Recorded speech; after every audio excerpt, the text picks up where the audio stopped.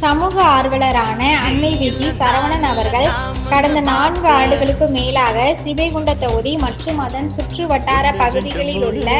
ஆதரவற்ற ஏழை எளியவர்களுக்கு இல்லம் தேடி மதிய உணவு மற்றும் இரவு உணவு திட்டத்தை ஏற்படுத்தி உணவு வழங்கி வருகிறார். இந்நிலையில் தமிழக வெற்றி கழகத்தின் ஐம்பெரும் கொள்கை தலைவர்களுள் ஒருவரான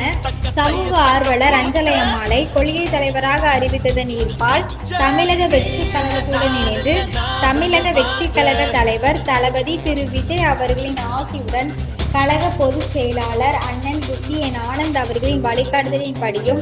20/12/2025 அன்று 1285வது நாளாக ஏரல், உண்டியலூர், ஸ்ரீவைகுண்டம், கோட்டைக்காடு, சிறுத்தண்டநல்லூர் மற்றும் கீழமங்கலக்குறிச்சி அதன் சுற்று வட்டார பகுதிகளில் உள்ள 161 ஆதரவற்ற ஏழை எளியவர்களுக்கு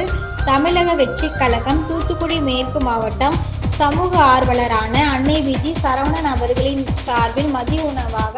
முட்டையுடன் கூடிய முட்டை குழம்பு சாப்பாடு வழங்கப்பட்டது.